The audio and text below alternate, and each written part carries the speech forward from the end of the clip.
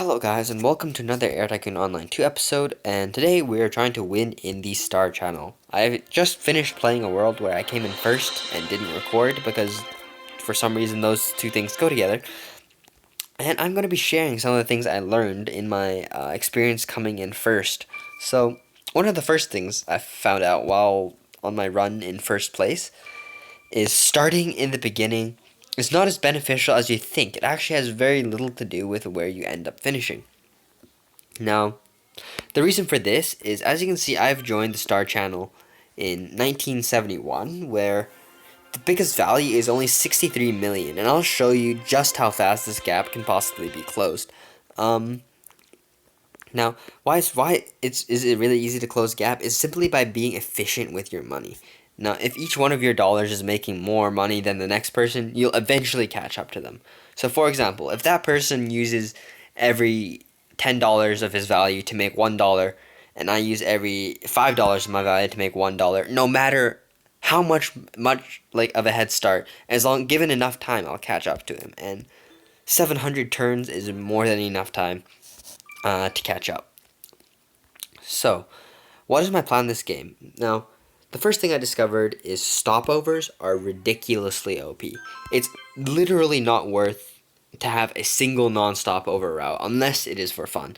Yeah, so literally this game I will be making 100% of my routes stopovers, except for the starting routes, which are of course short range. So anything above the range of 9,800 will be a stopover, no matter what. No matter if even if it's Shanghai to New York, I will make it into one half of a stopover. Now, that's an exaggerated example because, of course, not many routes like that even do exist for me to possibly take.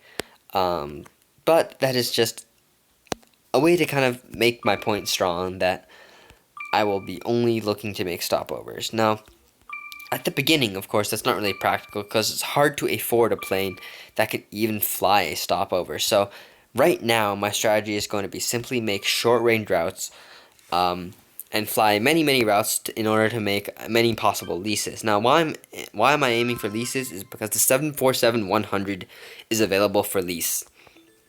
And because it only costs 40,000 down payment to get a 747-100, that in some sense makes it the most efficient possible like plane to make for a stopover because it only costs 40,000. Now, as you can see, all my TU-134s are filling up. As you can see, they simply just make about 2 million. Pretty simple for a very cheap plane. Pays itself back in 10 turns, so you really can't complain. And makes decent money doing it. Now, I'm finding a really hard time in this world so far finding actual routes which are even worth it to put on a TU-124, unbelievably enough. At least good ones which will kind of last into the future when you get the larger 737s. Because the larger 737s won't actually fill on really crap routes. So I need ones which will fill for those as well as my current Tupolev 124s or 134s. Let's see. So I'm just looking for cities which will fill up at least a Tupolev 134 connected to a large city.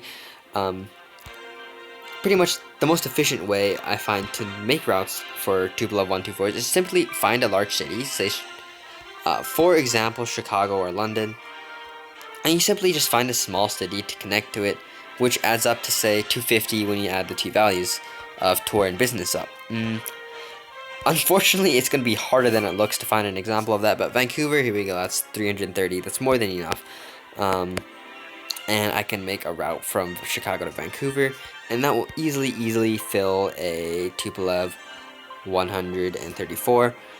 Even smaller routes will, like say if I go Chicago to Portland, for example, that will still definitely fill, even though it's taken, so I'm not going to take that.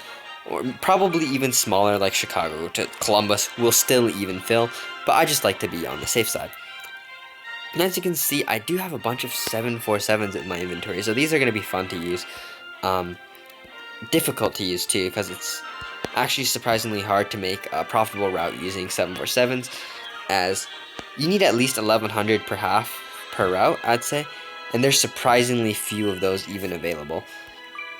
This is gonna be my first stopover route, is Bogota to Rome to Nagoya, and this route is just gonna be a perfect example of a good 747 route. Now you probably want to start the pricing low and increases as the occupancy increases. So I'm gonna start the pricing here. This is mainly just to get my start more efficient, because of course starting is where you keep running out of money all the time, and then later in the game you have too much money, you can't spend it all. So yeah, I'm just gonna start off by keeping the pricing low and increasing it as the occupancy increases. Now that's an example of a, I would call, stopover acceptable route. Now, another thing I noticed is when you win, you only have 500 gems, which sucks, because that means I can't become an airport spammer. But, oh well, let's just, I guess it's game balance, but I was really hoping for something more, I guess. Winning, I've never actually won first place at game before in Air Tycoon Online, which is surprising because I can easily get to first place. I just never bothered to actually finish a game where I got to first place. And I guess part of that was really helped by the fact I didn't start at the beginning.